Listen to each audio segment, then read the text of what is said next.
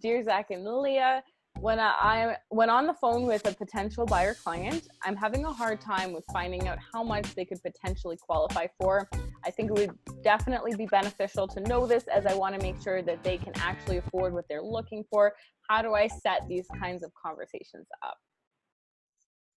Definitely. So the first big thing I would say is we are not lenders.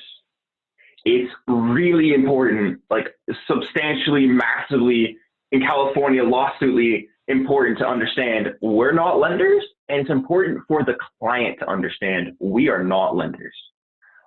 With that said, the conversation itself is really easy.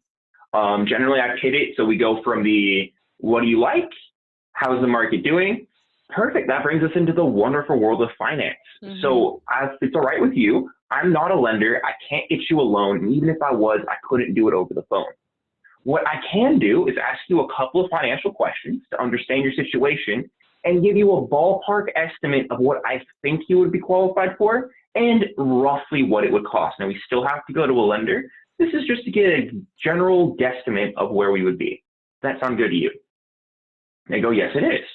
Perfect. So what's your FICO score? Or the FICO scores of everybody to be on the loan? And again, these are just general questions. We're not getting a loan. A rough number's fine. And they answer every time. There's no issue with it. I don't act like it's weird. They don't act like it's weird. A general knowledge of what you need. Under 680, maybe they could get a loan. I don't know of a lender that'll touch them. 680 to 700, I have lenders. It's expensive. 700 to 750, yeah, you can get a loan. 750 and above, we can get all kinds of creative financing and the best stuff. That's about all you need to know, because again, you're not a lender. Just the general concept of, yeah, you're lendable or no, you're not. That's really all we're looking for. Definitely. The way they do it.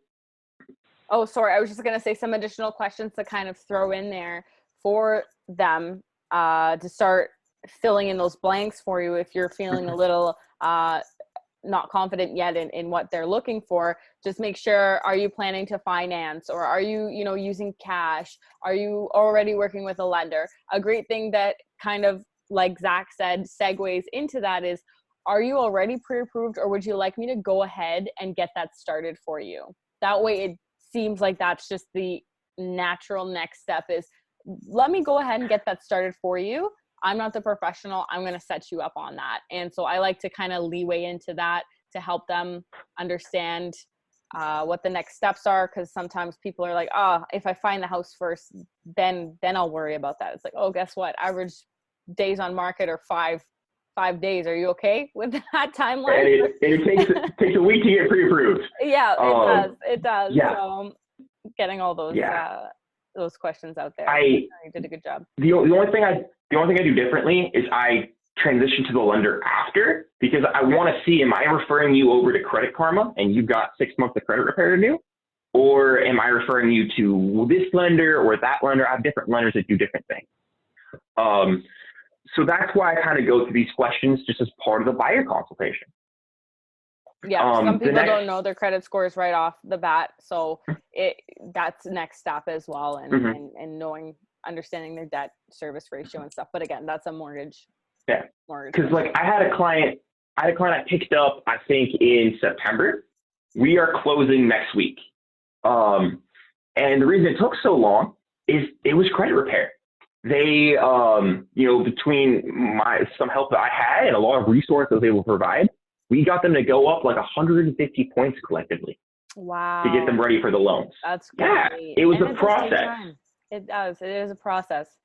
Yeah, sometimes. So I'm not going to leave them feeling. I'm not going to leave them feeling crushed by a lender that says they're not lendable. I'm going to leave them feeling empowered that they have the next step to home ownership, which is getting their credit score up. So that's that piece of it. The next major question is, what's their legal monthly income? And if they start coming up with weird numbers, or, well, we don't necessarily claim all of this, I have lenders that'll work with that. I don't recommend getting any farther into that conversation. Now, if they're saying, well, we do about 15 grand, but I claimed 20,000 on my taxes last year, yeah, I'll send them over my creative finance because we can get them a good loan. Short of that, starting to get a little touchy. But you find out what their monthly income is, you can cut that in half and then divide by 600. And that's a general guess of the amount of debt they can take on. Now, you don't even tell them this number. This is very important. You don't tell them the number. We're not pre-qualifying them. It's so you can go, you want $1 million house and you're probably going to be qualified for 400. Let's go talk For about your own general knowledge. Yes. So that you can kind of prepare yourself for that next conversation. You don't want to crush their dreams right away, but you want to get a general picture for yourself. Yeah. Do you have anything to talk about the finances side of the conversation?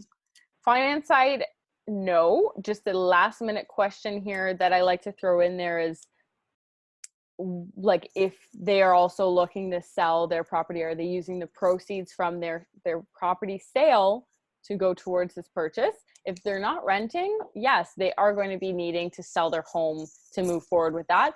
And that's going to segue us into what it means to be a listing agent for, is it next episode we're doing that?